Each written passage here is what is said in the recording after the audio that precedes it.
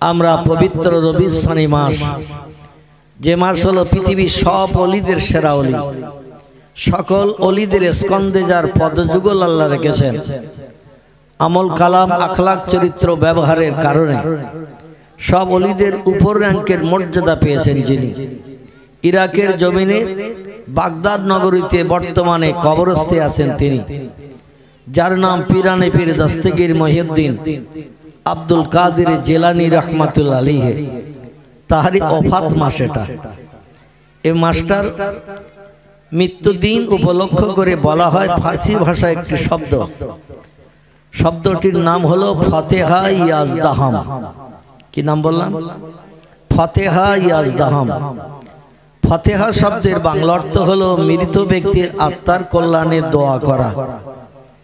ইয়াজ শব্দের বাংলা অর্থ হলো এক, ফার্সিতে ইয়াজ মানে হলো এক, আর দাহাম মানে হলো 10। 10 আর 1 একসঙ্গে করলে কত হয়? 10 আর 1 11। 10 প্লাস 1 11। এই রবিউল সানি মাসের 11 তারিখে সমস্ত অলিদের সেরা অলি ছিলেন যিনি, যার নাম মহিউদ্দিন আব্দুল কাদের জিলানী রহমাতুল্লাহ আলাইহি।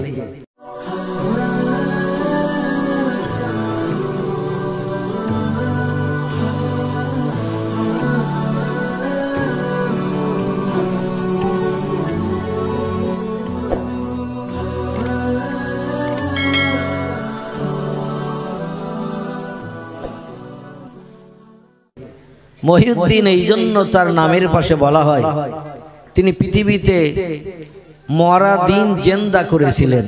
জোরে বলুন একটু সুবহানাল্লাহ। তার মৃত্যু দিনটাকে পারস্যের মানুষেরা ফার্সি ভাষায় ফাতেহা ইয়াজদাহাম বলেছে। পৃথিবীর সমস্ত নবীদের সেরা নবী ছিলেন যিনি, তিনি হলেন আমাদেরই পয়গম্বর রাহবার কামলিওয়ালা।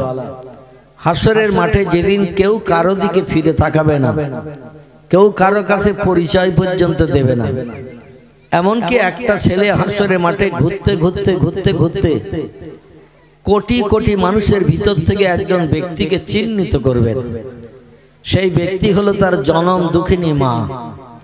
কোটি কোটি মানুষের ভিতর থেকে খুঁজে খুঁজে তার মাকে বার করবেন, করে বলবেন, আম্মা জান, আপনি হলেন আমার জনম দুঃখিনী।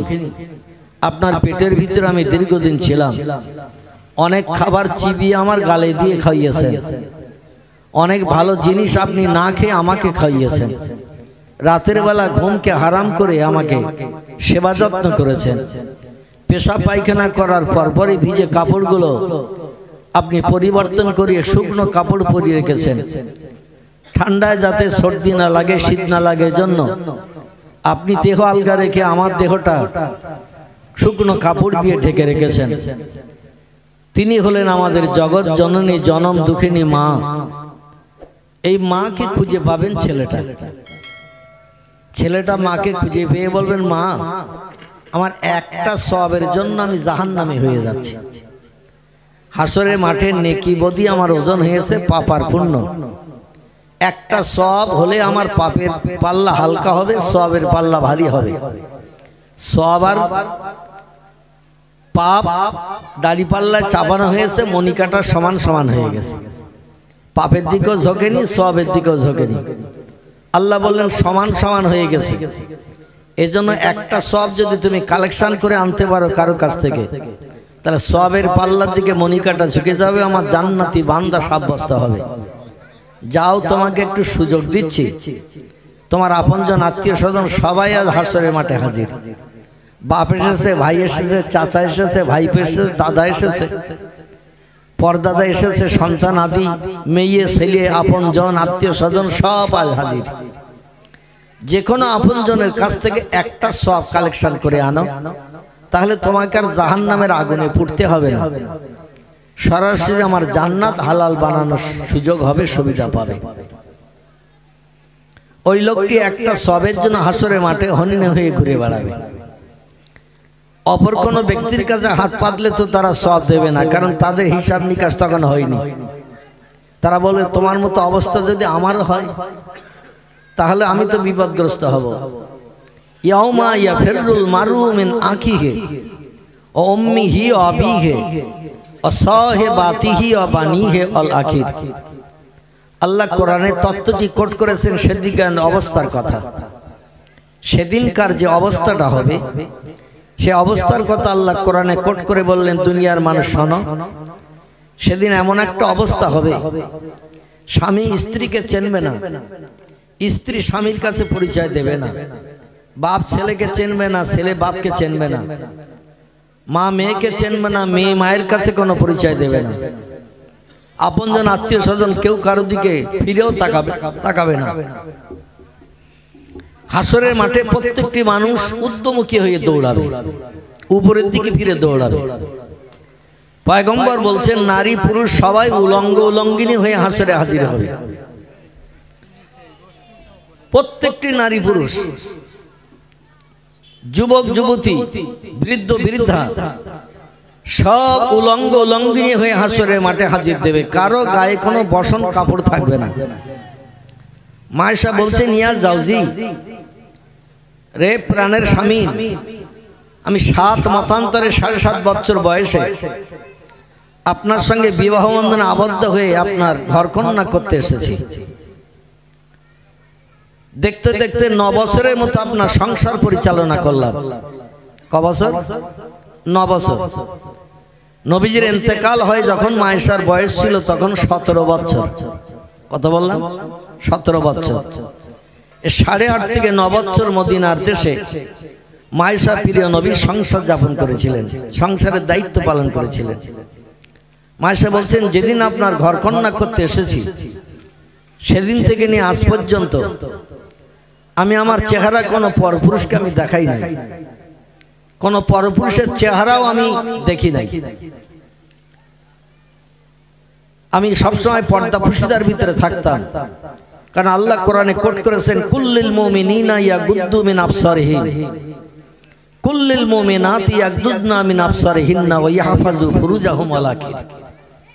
আল্লাহ কোরআনে তত্ত্ব কোট করলেন, দুনিয়ার পুরুষেরা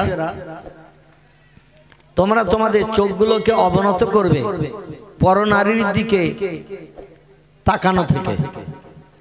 ও দুনিয়ার মেয়েরা, তোমরা তোমাদের চোখগুলোকে হেফাজত করবে পরপুরুষের দিকে তাকানো থেকে। শরীয়তের বিধানে এসেছে নারীরা 4টি পুরুষকে যখন তখন দেখতে পাবে, পুরুষেরাও 4টি নারীকে যখন তখন দেখতে পাবে। খুব ভালো করে শুনবে, পৃথিবীতে পুরুষ 4টে নারীর সঙ্গে যখন তখন সাক্ষাৎ করতে পারবে, দেখতে পাবে, পর্দা করতে হবে না।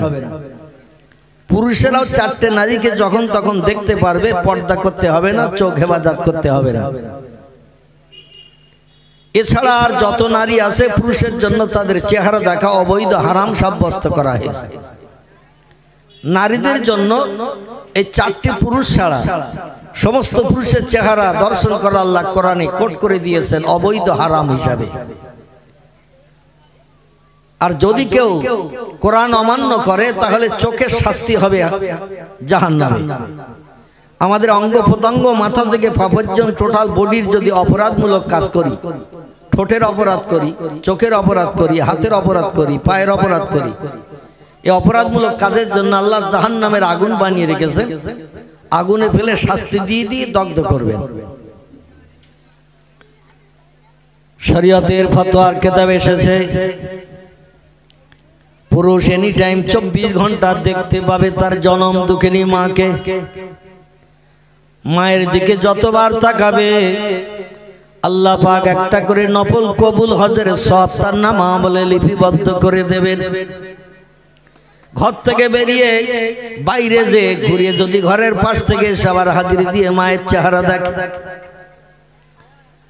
প্রতিবার দেখার কারণে আল্লাহ পাক ওই সন্তানের নামামলের থলিতে একটা করে নফল কবুল হজের সওয়াব লিপিবদ্ধ করে দেবেন। জোরে বলি একটু সুবহানাল্লাহ। এরপরে পুরুষ ওই নারীর চেহারাটা এনি টাইম যখন তখন দেখতে পাবে, যে নারীর সঙ্গে তার জীবন সঙ্গী হিসাবে বিবাহ বন্ধনে আবদ্ধ হয়েছে, যে নারীর সঙ্গে প্রণয় হয়েছে, বিয়ে হয়েছে। একে অপরের সঙ্গে বিবাহ বন্ধনে আবদ্ধ হয়ে গেল, স্বামী স্ত্রী সম্পর্ক তৈরি হলো। স্বামী এনি টাইম যখন তখন তার স্ত্রীর চেহারা দেখতে পাবে। স্ত্রীর জন্য স্বামীর কাছে পর্দা পুশিদার প্রয়োজন নাই। স্বামী যতবার স্ত্রীর দিকে তাকাবে আল্লাহ পাক রব্বুল আলামিন ওটাকে ইবাদতে গণ্য করে দেবেন। ইবাদত করলে যে সওয়াব হয় আল্লাহ সেই সওয়াব স্বামীর নামামলে লিপিবদ্ধ করবেন। এরপরে পুরুষ ওই নারীর দিকে এনি টাইম 24 ঘন্টা যখন তখন নজর করে তাকাতে পারবে। যে মেয়েটি তার একই মায়ের পেট থেকে জন্মগ্রহণ করেছে, ওই পুরুষ যে মায়ের পেট থেকে জন্মগ্রহণ করেছে, আবার ওই মেয়েটাও সেই মায়ের পেট থেকে জন্মগ্রহণ করেছে। আমরা তারে কি বলি? আলহামদুলিল্লাহ। তাহলে বোঝা গেল মোটামুটি। অনেকে আবার বুঝতে পারে না। একই মায়ের পেট থেকে ভাই জন্মগ্রহণ করেছে, বোন জন্মগ্রহণ করেছে। এই ভাই বোন সম্পর্ক রক্তের সঙ্গে সরাসরি টার। পুরুষ যখন তখন তার এই বোনের চেহারার দিকে তাকাতে পারবে, কোনো পর্দা পুশিদার প্রয়োজন হবে না। আর বোনের দিকে যতবার তাকাবে আল্লাহ ওটা ইবাদতে গণ্য করবেন। আর তাকানোর কারণে যে প্রেম ভালোবাসা তৈরি হবে ওটা হলো বৈধ প্রেম ভালোবাসা। ওই তাকানোর কারণে যে প্রেম ভালোবাসা তৈরি হবে ওর ভিতরে শস্য দানা পরিমাণ কোনো নাপাকির লেশ মাত্র থাকবে না।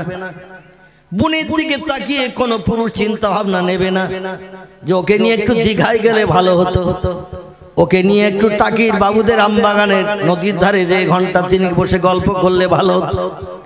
নিজের জনম দুঃখিনী মায়ের সন্তান বোনের দিকে তাকালে কোনো পুরুষ সিনেমা যাত্রা থিয়েটারে কোথাও নিয়ে যাওয়ার চিন্তা ভাবনা করবে না। একে অপরের দিকে তাকালে যে প্রেম মহব্বত ভালোবাসা তৈরি হবে ওটা হলো বৈধ ভালোবাসা। এতে শরীয়তে কোনো বাধা বিঘ্ন নাই। এতে যে প্রেম তৈরি হবে ভালোবাসা তৈরি হবে আল্লাহর দরবারে ওটা ইবাদতে গণ্য হবে। জোরে বলুন একটু সুবহানাল্লাহ।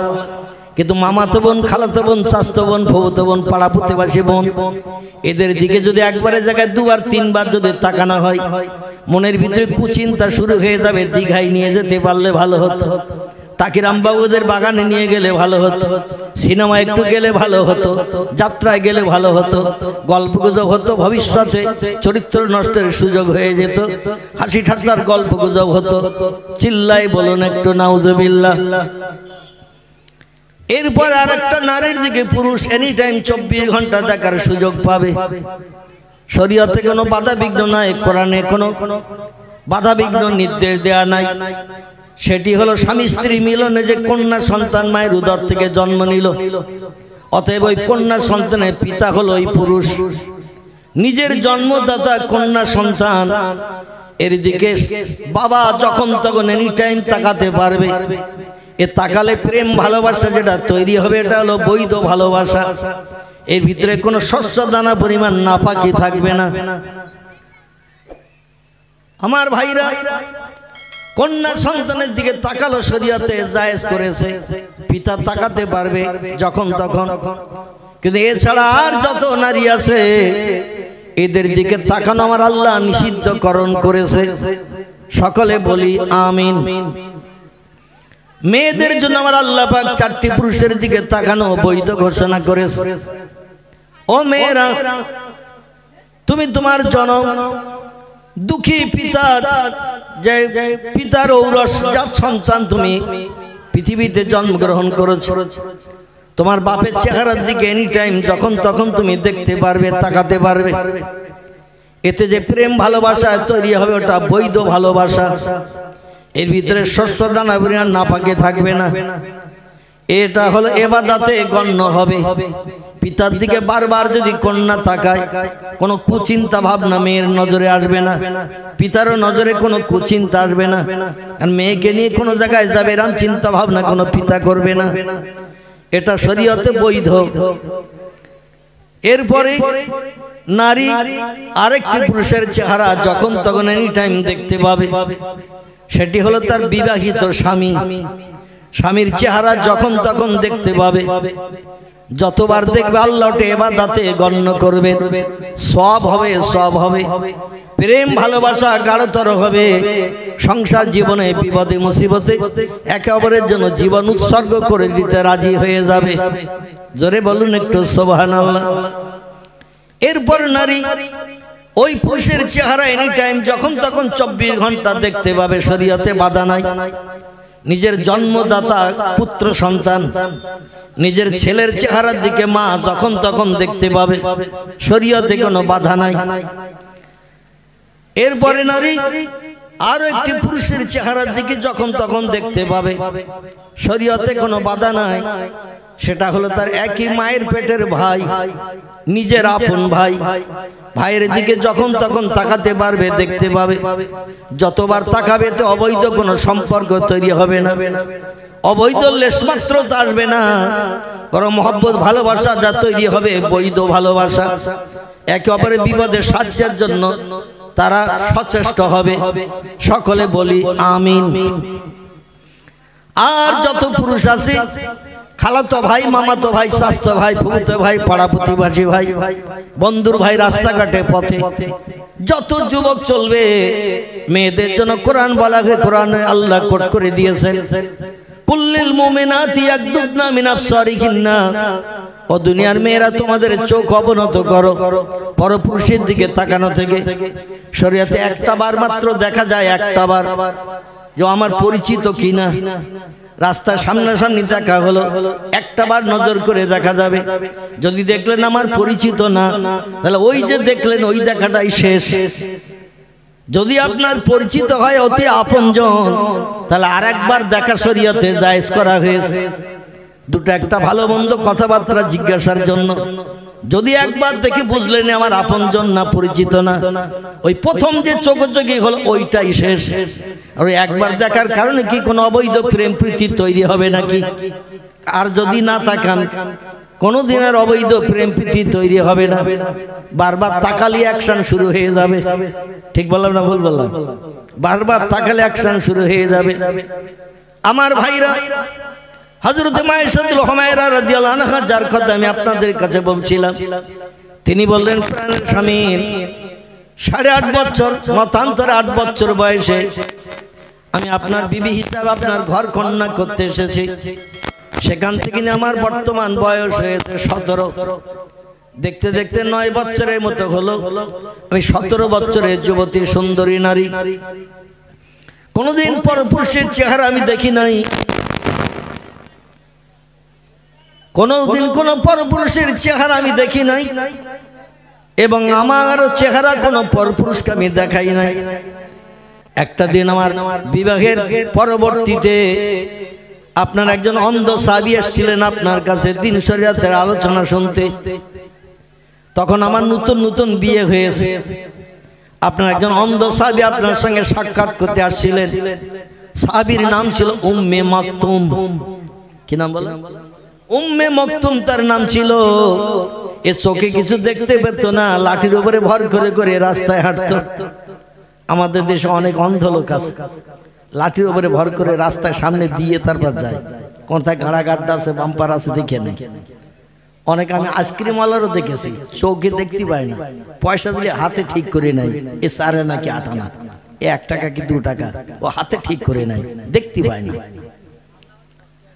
আমার ভাইরা, বিশেষ করে কানা খোড়া বোবা যারা হয়, আল্লাহ এদের স্মরণ শক্তি একটু বেশি বেশি করে দান করেন।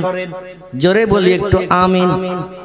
হযরত মায়েশা ঘরের দরজায় দাঁড়িয়ে দূরে নজর করে দেখছেন অন্ধ লোকটা আমার স্বামীর কাছে দিন শরিয়াতের আলোচনা শুনতে আসছেন। দেখি অন্যদিকে যায় কি, পথ ভুল করে কি। কারণ মদিনার রাস্তাঘাট তো ফাঁকা ময়দান, আমাদের দেশের মধ্যে এত গাছপালা টালা নাই, শুধু ফাঁকা ময়দান, পাহাড় আর পাহাড়। আমার স্বামীর ঘরের দরজা পরিবর্তন করে অন্যদিকে যায় কিনা। মায়েশা দরজার মুখে দাঁড়িয়ে লক্ষ্য করছেন, দূর থেকে আসছেন এই অন্ধ লোকটা লাঠি উপরে ভর করে ঠক ঠক করতে করতে। পয়গম্বর দেখতে পেলেন উম্মে মাকতুম আসছে, তার বিশেষ প্রয়োজন নিবারণের জন্য, সমস্যার সমাধানের জন্য। মায়েশাতুল হুমায়রা রাদিয়াল্লাহু আনহা দরজার ভিতরে দাঁড়িয়ে মুখটা বার করে শুধু দেখছেন অন্ধের দিকে। অন্ধ লোকটা কেমন হাঁটছে, কেমন আসছে। লাঠির উপরে নির্ভর করে কেমন পথ ঠিক করে নিচ্ছে। রসুল ডেকে বলেন, মা তারা ইয়া জাওজাতি, ও আমার প্রাণের বিবি আয়েশা, কি দেখছো তুমি? আয়েশা বলছেন, ইয়া জাওজি, ও প্রাণের স্বামী, একটা অন্ধ লোক আসছে, লাঠির উপরে ভর করে রাস্তা ঠিক করছে, তাই দাঁড়িয়ে দাঁড়িয়ে দেখছি। রসুল বলেন, আয়েশা, পরপুরুষের চেহারা আল্লাহ কোরআনে দেখা নিষিদ্ধকরণ করেছে। ও আয়েশা, পরপুরুষের চেহারা দেখা আল্লাহ কোরআনে নিষিদ্ধকরণ করেছে। তুমি যে তোমার চোখ দিয়ে পরপুরুষকে দেখছো, তোমার চোখ নাপাক হয়ে যাচ্ছে। আরে নাপাক চোখ পরিষ্কার করার জন্য আল্লাহ জাহান্নামে সানলাইট, লাইফবয়, গ্লিসারিন সাবান বানিয়ে রেখেছে। আমাদের গায়ে মাঝে মাঝে ময়লা লাগলে আমরা সাবান দেই কিনা? জামা কাপড়ে ময়লা লাগলে সাবান দেই, সানলাইট, লাইফবয়, গ্লিসারিন, কত ধরনের সাবান আছে। পয়গম্বর বলেন, আয়েশা, বান্দার দিকে যদি কোনো ময়লা মেখে যায়, এই ময়লা পরিষ্কারের জন্য আল্লাহ জাহান্নামের আগুন সাবান বানিয়ে রেখেছে। ওই সাবান মাখিয়ে মাখিয়ে ময়লা পরিষ্কার করা হবে। তুমি কি চাও জাহান্নামের আগুন সাবান লাগিয়ে তোমার চোখের ময়লা পরিষ্কার হোক? মায়েশা বললেন, লা ইয়া জাওজি, ও প্রাণের স্বামী, আমি আপনার মুখে শুনেছি দুনিয়ার আগুনের থেকে 69 গুণ বেশি কড়া হলো জাহান্নামের আগুন। আচ্ছা, আমরা মাঝে মাঝে শীতকাল এসেছে তো, অনেকে খেজুর গাছের রস পাড়ে না, রস, তালের রস গরমকালে পাওয়া যায়, আখের রস। আচ্ছা, গাছের থেকে রস পেড়ে নিয়ে কড়াইতে দিয়ে জ্বালালে গুড় হয় না? আচ্ছা, রসের কালার আর গুড়ের কালার কি এক? রসের রং আর গুড়ের রং এক? রসের কালার একটু সবুজ মার্কা, সাদা মার্কা হয়, আর গুড় যখন হয়ে যায় কালার দেখবেন হলুদ কিংবা লাল হয়। গুড়ের রং দুই রকম হয়। কই গুড় যখন হয়ে যায় তখন ওই কড়াইতে রসের মতো হালকা থাকে না, একটু গাঢ় মতন হয়। কি গাঢ় মতন হয় কিনা? আমার আল্লাহ বলছেন, পৃথিবীর মানুষ,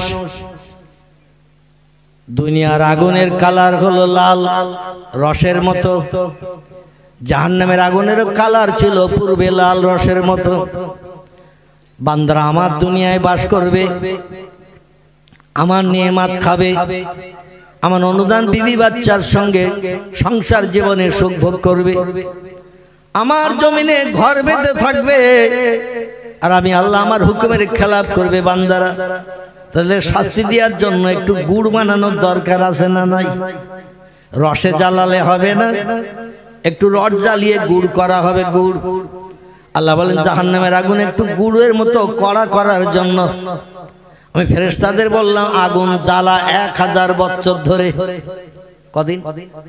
1000 বছর ধরে আগুনে জ্বালা, আগুনকে জ্বালা। রস যেমন 1-1 ঘন্টা জ্বালানোর পরে গুড় হয়, আল্লাহ বলেন ওই রকম জাহান্নামের আগুন জ্বালা, জ্বালিয়ে একটু গাঢ় কর। মাঝে মাঝে আমাদের দেশে শীতকালে দেখবেন রস কিছুটা জ্বালিয়ে একটু পাকা রস তৈরি করে। পাকা রস রুটি পিটি করে না, এই রুটি পিটি করে না, ওই খোলা মুছে টুসি দিয়ে পাকা রস তৈরি করে তাতে বুড়িয়ে রেখে দেয়। সাধারণ রসের কালার আর পাকা রস একটু আলাদা রং হয়। আল্লাহ বলেন 1000 বছর জ্বালিয়েছো জাহান্নামের আগুন, হালকা আগুন, এখন রং কিরাম হয়েছে? ফেরেশতা বলেন পাকা রসের মতো। জ্বালানো হয়েছে 1000 বছর, রস একটু গাঢ় হয়েছে আমাদের দুনিয়ার পাকা রসের মতো। আল্লাহ বলেন আসামিদের শাস্তি দেওয়ার উপযুক্ত হয়নি, আরো 1000 বছর জ্বালাও। ফেরেশতারা আবার 1000 বছর জ্বালালেন জাহান্নামের আগুন। আল্লাহ জিজ্ঞাসা করলেন 2000 বছর পরে আগুনের কালার রং একই আছে না পরিবর্তন হয়েছে?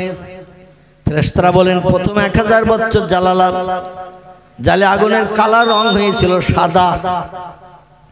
পরে 1000 বছর জ্বালালাম, জ্বালে আগুনের কালার রং হয়েছে এখন লাল। আল্লাহ বলেন আসামিদের শাস্তি দেওয়ার উপযুক্ত এখনো হয়নি, আবার 1000 বছর জ্বালাও। আমার দুনিয়ায় বাস করবে, আমার নেয়ামত খাবে, আমার অনুদান বিবি বাচ্চা নিয়ে সংসার জীবনে সুখ ভোগ করবে, আমার জমিনে ঘর বেঁধে থাকবে। আর ইবলিস শয়তানের আদর্শের অনুকরণ করে বান্দারা চলবে। তাদের উপযুক্ত শাস্তি দেওয়ার জন্য আগুন একটু কড়া করতে হবে, কড়া। আরো 1000 বছর জ্বালাও। 3000 বছর আগুন জ্বালানোর পর আল্লাহ ফেরেশতাদের জিজ্ঞাসা করলেন, ফেরেশতারা এবার বল আগুনের কালার পূর্বের মতো লোহিত বর্ণ লাল আছে না রং পাল্টে গেছে? ফেরেশতা বলেন, জ্বালিয়ে জ্বালিয়ে এমন গাঢ় করেছি, এমন ঘন করে ফেলেছি, আগুন পুড়ে পুড়ে রংটা হয়ে গেছে ঘোর কৃষ্ণ কালো। কয়লা যেমন কালো, তার থেকেও ঘোর কৃষ্ণ কালো বর্ণ হয়ে গেছে। আল্লাহ বলেন, আসামিদের শাস্তি দেওয়ার উপযুক্ত হয়েছে।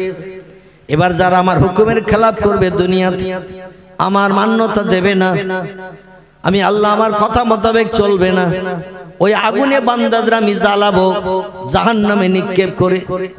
কোরআন বলছে, এই দুনিয়ার মানুষ তোমরা শোনো, ফাম্মাল্লাযীনা শাকু ফাবিন্নার লাহুম ফিহা জাফিরু ওয়া শাহিক। আল্লাহ কোরআনে কোট করে দিলেন, ফাম্মাল্লাযীনা শাকু, পৃথিবীতে বসবাস করার সময় যে বান্দা আমার উপরে সবসময় সন্দেহ করেছিল, আমাকে প্রভু বলে মান্যতা দেয়নি, স্রষ্টা বলে বিশ্বাস করেনি, ফাফিন্নার, আমার উপরে অবিশ্বাস স্থাপন করার কারণে আমি তাদের ওই জাহান্নামের আগুনে নিক্ষেপ করব। লাহুম ফিহা জাফিরু ওয়া শাহিক, ওরে আগুনে বান্দারা যখন পতিত হবে, গাধার মতো চিল্লানো চিল্লানো আওয়াজ দেবে, আমারে বাঁচাও বাঁচাও বাঁচাও। ওই আগুনে পুড়ে পুড়ে বান্দারা চিল্লানো আওয়াজ দেবে জাহান্নামের ভিতরে। কিন্তু কালো আগুন এই জন্য বানিয়েছি, দুইজন পাশাপাশি পুড়বে, কেউ কাউরে দেখতে পাবে না, শুধু চিল্লানো আওয়াজ শুনতে পাবে, বাঁচাও বাঁচাও বাঁচাও, এই আওয়াজ শুধু শুনতে পাবে, কিন্তু কেউ কাউকে দেখতে পাবে না। এমন ঘন কৃষ্ণ কালো আগুন আমি আল্লাহ বানিয়েছি আসামিদের শাস্তি দেওয়ার জন্য। হাদিস শরীফে এসেছে, পৃথিবীতে বর্তমান যে আগুন আমরা জ্বালাই, এই আগুন কড়া না নরম? দুনিয়ার যে আগুন জ্বালিয়ে রান্না বান্না করি, এই আগুন কড়া না নরম? হ্যাঁ, নরম হলে বলবে এক্ষুনি জ্বালিয়ে হাত দিতে হবে। এই আগুন নরম, এই আগুন হলো গরম এবং কড়া। এই আগুনে 5 মিনিট কেউ হাত দিয়ে থাকবে না, থাকবে নাকি? যদি তার ব্রেন বুদ্ধি বিবেক থাকে, আগুন জ্বালিয়ে যদি বলা হয় 5 মিনিট হাত দে, রাজি হবে কেউ? পাগলও দিতে যাবে না, কারণ হাত দিলে আমার হাত পুড়ে যাবে। বাস্তব প্রমাণ দেখিয়েছিল খাজা মঈনুদ্দিন চিশতি আজমেরি সানজিরি রহমাতুল্লাহ আলাইহি। রাজা পৃথ্বীরাজের রাজদরবারে খাজা সাহেবকে ডাকা হয়েছিল, যার পূর্ব নিবাস ছিল ইরাক। ইরাক কোথায় বললেন? ইরাক। ইরাকের জমিনের অধিবাসী ছিলেন তিনি। তার পিতার নাম ছিল খাজা গিয়াসউদ্দিন, মায়ের নাম ছিল উম্মুল ওয়ারা। উনি ৩৫,০০০ কিলোমিটার রাস্তা আরব সাগরের উপর দিয়ে পায়ে হেঁটে এসেছিলেন হিন্দুস্তানের জমিনে, মুলতানে। মুলতানে কোথায় বললাম? মুলতান। সেখান থেকে রাজা পৃথ্বীরাজের রাজদরবারে এসেছিলেন। এক রাত্রে ৩৫,০০০ কিলোমিটার রাস্তা সাগরের উপর দিয়ে পায়ে হেঁটে এসেছিলেন। আচ্ছা, আপনাদের এখানে পুকুর আছে না আশেপাশে?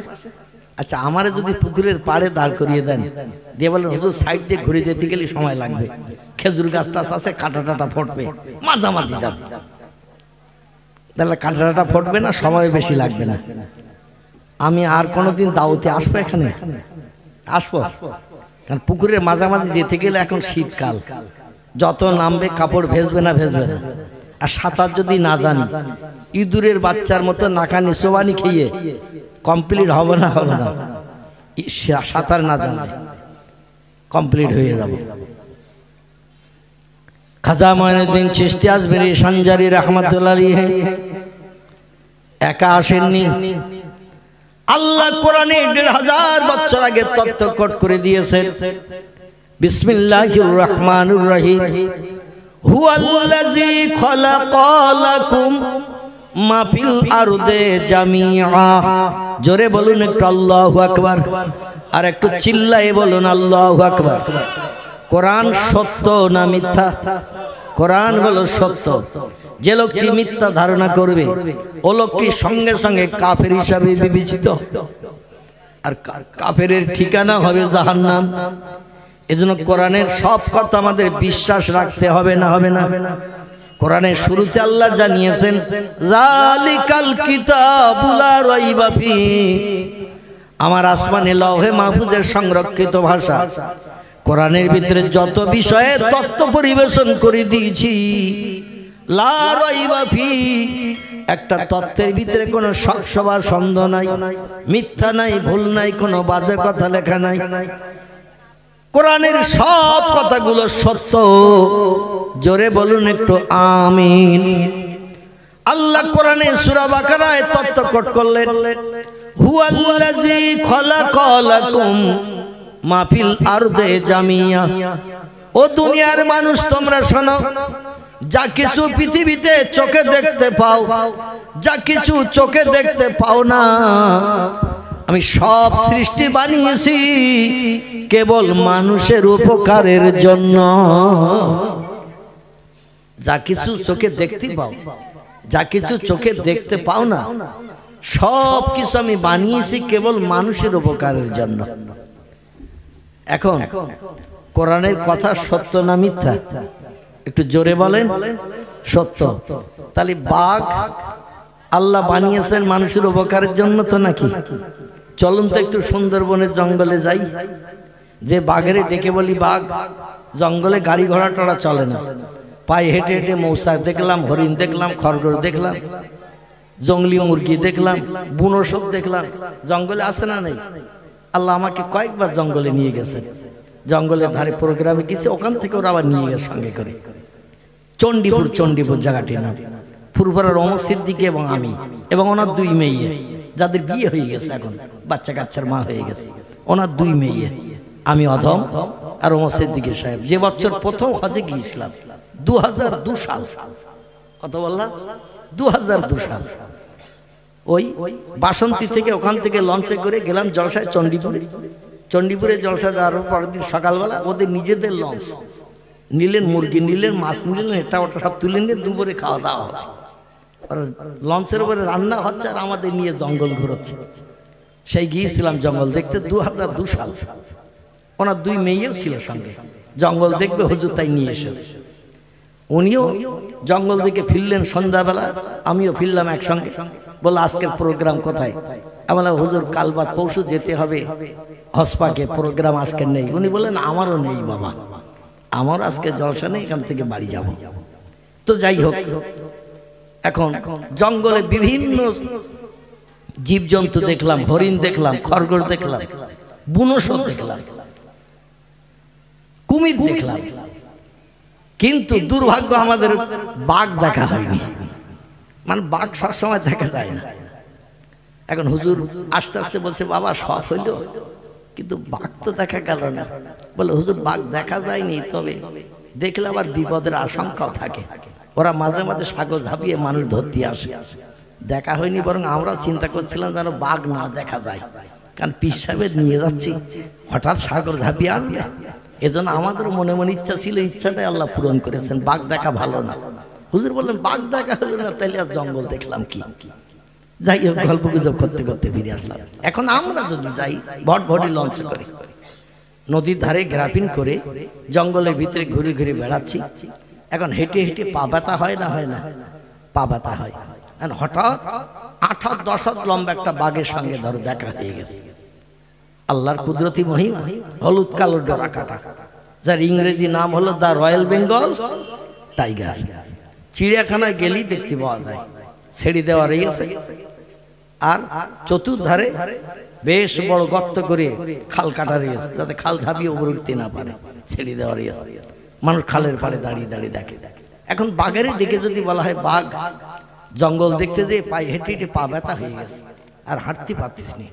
তো তোর সঙ্গে যখন দেখা হয়ে গেছে, আর আল্লাহ কোরআনে বলছেন যা কিছু বানিয়েছি সব মানুষের উপকারের জন্য, কোরআন বিশ্বাস করি, তো আমার একটু পিঠে করে নিয়ে লঞ্চ ভটভটি যেখানে আছে নদীতে ওখানে পৌঁছে দে।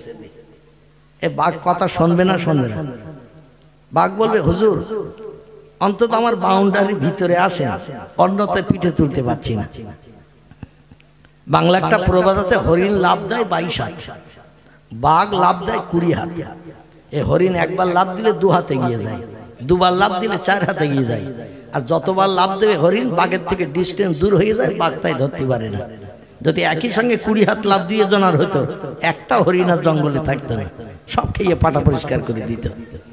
আল্লাহ পাক ওদের একটু লাভ বেশি করে দিয়েছে। তো যাই হোক, এখন বাঘ বলবে মৌলবী একটু আমার বাউন্ডারির ভিতরে এসে এক লাফে যতদূর যেতে পারি। এখন 20 হাতের ভিতরে যদি আমার মতো মৌলবীরে পায়, ও লাভ অবশ্যই মারবে, কারণ বাঘ শিকার ধরার সময় অটোমেটিক লাভ দেয়। ও জমিনে বসে গোপ ফুলিয়ে মোটা হয়, জমিনের লেজ পাকায়, পাকিয়ে পাকিয়ে 1 গুণ বাঘ ফুলে 3 গুণ মোটা হয়। রাগ যখন চরমে বেড়ে যায়, হালুম করে লাফ মেরিয়ে শিকারে ঘাড়ে পায়। বন বিড়াল মুরগি ধরে না, শিয়াল, দেখবেন সব শিকারী পশু শিকার ধরার সময় ফুলি আগে মোটা হবে, রাগ চরমে বেড়ে গেলে হালুম করে পড়ে। এটা হলো ওদের ধরার নিয়ম। তো যাই হোক, বাঘ হালুম করে আমার ঘাড়ে যদি পড়ে, আপনাদের নাম বলবো না, কারণ আপনাদের আমল কালাম অনেক ঊর্ধ্বে, এজন্য বাঘ আপনাদের ডাক শুনে পিঠে তুলে নেবে, ভজমর্দি লঞ্চের কাছে পৌঁছে দেবে। আমার কিন্তু আত্মবিশ্বাস নেই। হালুম করে ঘাড়ে পড়ে ঘাটটা কামড়িয়ে ধরবে, ধরে বলে মৌলবী লঞ্চ ভটভটি নামার মনে করো না, গহীন জঙ্গলের ভিতরে তোমারে নিয়ে যাচ্ছি। হেতালি গাছ যেখানে আছে একটু মোটা মতন, সেখানে যে গাছের ওটা তিনি আষাঢ় মারবো, গালে ধরি গাছতলায় রেখে দেবো, আশেপাশে ঘুরবো, 2-5 ঘন্টা অন্তর 3 কেজি 5 কেজি করে খাবো। 3 দিনের চিন্তা দূর হইল, আর কোন জীবজন্তু ধরার প্রয়োজন হবে না। বাঘের সব থেকে প্রিয় খাবার হলো কি? মানুষ। আমাদের প্রিয় খাবার যেমন গো মাংস, গরুর গোশত, মুসলমানদের প্রিয় খাবার কিনা, যত রকমের গোশ দেন না কেন, গরুর গোশ না দিলে কলিজা ভেজাবে না, ঠিক কিনা? এজন্য বেদের পৃষ্ঠাও ব্যাসদেব লিপিবদ্ধ করেছে, মমাদ্যবত্তিতা দেবা দকারন্তে প্রকৃতিতা বৃষণাং ভক্ষায়ত সদা বেদ শাস্ত্রে চয়স্মিতা। 3500 বছর আগে ব্যাসদেব সংস্কৃত ভাষায় বেদের পৃষ্ঠা লিপিবদ্ধ করেছেন।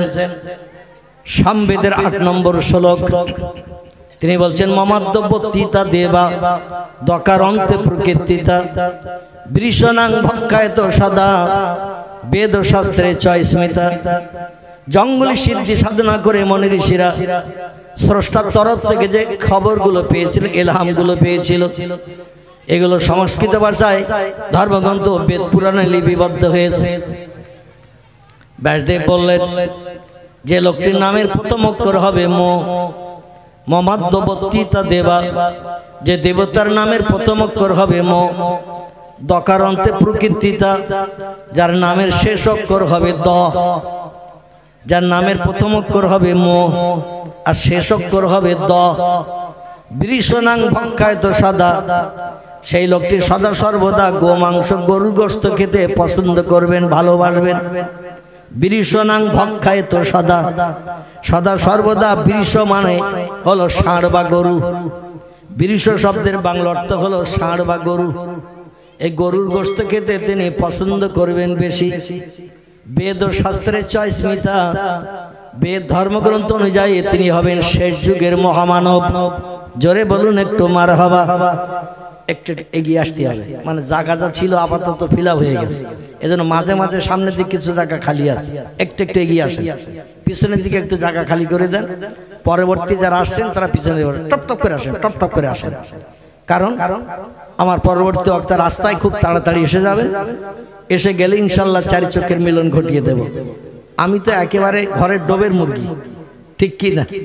যখন তখন ধরা যাবে, বিসমিল্লাহ আল্লাহু আকবার করা যাবে। আমি তো একেবারে ঘরের ডোবের মুরগি। এজন্য বিদেশি অতিথি মেহমানরা আসেন, তাদের চাঁদ মুখ দেখবেন, তাদের মুখের কথা শোনেন। আসেন না, একটু একটু এগিয়ে আসেন না, একটু একটু এগিয়ে আসেন, পিছনের দিকে একটু জায়গা খালি করেন, একটু প্রাণ ভরে কলেমা জিকির করে নেন, লা ইলাহা ইল্লাল্লাহ, লা ইলাহা। একটু একটু এগিয়ে আসেন, এগিয়ে আসেন, সামনের দিকে এগিয়ে আসেন। লা ইলাহা ইল্লাল্লাহ, লা ইলাহা ইল্লাল্লাহ, মুহাম্মাদুর রাসূলুল্লাহ। কবুতরেরা একই সাথে উড়িয়া চলে কাবার পথে, কাবার দেশে যে তাই আপন স্বরে গাহে ভাই, লা ইলাহা ইল্লাল্লাহ, লা ইলাহা ইল্লাল্লাহ, লা ইলাহা ইল্লাল্লাহ মুহাম্মাদুর রাসূলুল্লাহ। ইমানদার আর বেঈমানদের ডিভাইডের পার্থক্য হলো এই কলেমা। যে লোকটি কলেমা পড়ে সে হলো ইমানদার মুমিন, যে লোকটি কলেমা পড়ে না, কলেমার দাম দেয় না, শরীয়তের ভাষায়, কোরআনের ভাষায় তাকে বলা হয়েছে বেঈমান। ইমানদারের ঠিকানা হবে জান্নাত, বেঈমানের ঠিকানা হবে জাহান্নাম, আল্লাহকে মান্যতা না দেওয়ার কারণে। তাহলে কলেমা পড়তে কি আপত্তি আছে না? হাদিস শরীফে, তিরমিজি শরীফে এসেছে, নবী বলছেন পবিত্রতা অবলম্বন করে কোন ব্যক্তি যদি একটা বার কলেমা শরীফ পাঠ করে, আল্লাহ তার নামামলের থলি থেকে 4000 গুনাহ মাফ করে দেন। জোরে বলা যাবে না সুবহানাল্লাহ? একবার কলেমা শরীফ পড়লে আল্লাহ গুনাহ মাফ করে দেন 4000। সাহাবীরা বললেন পয়গম্বর আর কি কোনো লাভ আছে? পয়গম্বর বলেন নাম ইয়া আইয়ুহাল সাহাব, আমার নামের কলেমার আরো লাভ আছে। সাহাবীরা বললেন মা হিয়া ইয়া রাসূলুল্লাহ, আর কি লাভ? নবী বললেন যে লোকটি একটা বার পবিত্রতা অবলম্বন করে নাপাক দেহ পাক বানিয়ে নিয়ে ওযু করে ঠোঁট নেড়ে জিভের মাধ্যম দিয়ে পড়ে নেবে কলেমা শরীফ, লা ইলাহা ইল্লাল্লাহ মুহাম্মাদুর রাসূলুল্লাহ, এই বাক্যটা যে লোকটি পাঠ করবে আল্লাহ 4000 গুনাহ মাফ করে দেবেন, 4000 সওয়াব তার নামামলের থলিতে লিপিবদ্ধ করে দেবেন। গুনাহ মাফ হবে যতটা, সওয়াব লিপিবদ্ধ করা হবে আমলনামার থলিতে ততটা। সাহাবীরা বলেন পয়গম্বর আপনার নামের কলেমার আর কি কোনো লাভ আছে? না ওখানেই কলেমার মর্যাদা শেষ। রাসূল বলেন লা ইয়া আইয়ুহাল সাহাব, আমার নামের কলেমার ফ্যাসিলিটি মর্যাদা এখনো শেষ হয় নাই, বাকি আছে। সাহাবীরা বললেন ইয়া রাসূলুল্লাহ বাকি আর কি? নবী বললেন সারা জীবনের ভিতরে কোন ব্যক্তি যদি একটা বার আমার আল্লাহর নাম ঠোঁট নেড়ে জিভ দিয়ে পাঠ করে, আমি মুহাম্মদ সর্বকালের শ্রেষ্ঠ মহামানব, আমার নামটা যদি জবানে একটা বার পাঠ করে কলেমার মাধ্যম দিয়ে, কলেমার ভিতরে দুইজন ব্যক্তির পরিচয় ঢোকানো আছে। একজন হলেন তিনি সব সৃষ্টিকে বানিয়েছেন যিনি, তিনি হলেন লা ইলাহা ইল্লাল্লাহ। সব সৃষ্টিকে বানিয়েছেন যিনি, তিনি হলেন লা ইলাহা ইল্লাল্লাহ। আর সমস্ত সৃষ্টির ভিতরে সেরার মর্যাদা পেয়েছেন যিনি, ওয়া ইন্নাকা লাআলা খুলুকিন আযীম। জোরে বলুন একটু আল্লাহু আকবার। আল্লাহ কোরআনেই তত্ত্ব কোট করে দিয়ে বলছেন যত সৃষ্টি আমি বানিয়েছি, ফেরেশতা কুল হুর গেলে মান থেকে শুরু করে জিন ইনসান কীট পতঙ্গ জীব জন্তু যা কিছু বানিয়েছি, জান্নাতের সৌন্দর্য শ্রীবৃদ্ধির জন্য, পৃথিবীর সৌন্দর্য শ্রীবৃদ্ধির জন্য যত সৃষ্টি আমি বানিয়েছি, সমস্ত সৃষ্টির ভিতরে সেরা করে বানিয়েছি আমার আখিরি জমানার পয়গম্বর, যার মধুর নাম আমি কোরআনে কোট করে দিয়ে দিয়েছি, ওমা মুহাম্মাদুন ইল্লা রাসূলুন। চিল্লায়ে বলুন একটু আল্লাহু আকবার। আল্লাহ বলছেন আমি মুহাম্মদ নামধারী একজন ব্যক্তিকে, রসুলকে প্রফেট করে সারা সৃষ্টির ভিতরে সেরা করে বানিয়েছে। কোন ব্যক্তি যদি তার নাম ঠোঁট নেড়ে জীবের মাধ্যম দিয়ে একটা বার মাত্র পাঠ করে, নবী বলছেন ও দুনিয়ার মানুষ তোমরা শুনে নাও, আল্লাহর নাম আর আমার নাম জবানে একটা বার যদি কোনো ব্যক্তি জপ করে নেয়, পাঠ করে নেয়, ويخرج من النار من قال لا إله إلا الله محمد رسول الله وفي قلبه وزن جرة من خير যদি তার কলেমার ওজন আল্লাহর দরবারে এক জাররা পরিমাণ ভারিত হয়, জাররা জাররা জাররা, তার কলেমার ওজন আল্লাহর নবীর নামের কলেমার ওজন পাওয়ারটা মর্যাদাটা যদি আল্লাহর দরবারে জাররা পরিমাণ ভারী হয়ে যায়, নবী বলছেন ওই লোকটাকেও জাহান্নাম থেকে টেনে বার করে আমি মুহাম্মদ জান্নাতে না ঢুকানো পর্যন্ত জান্নাতের সুখ কি জিনিস আমি মুহাম্মদ উপভোগ করব না।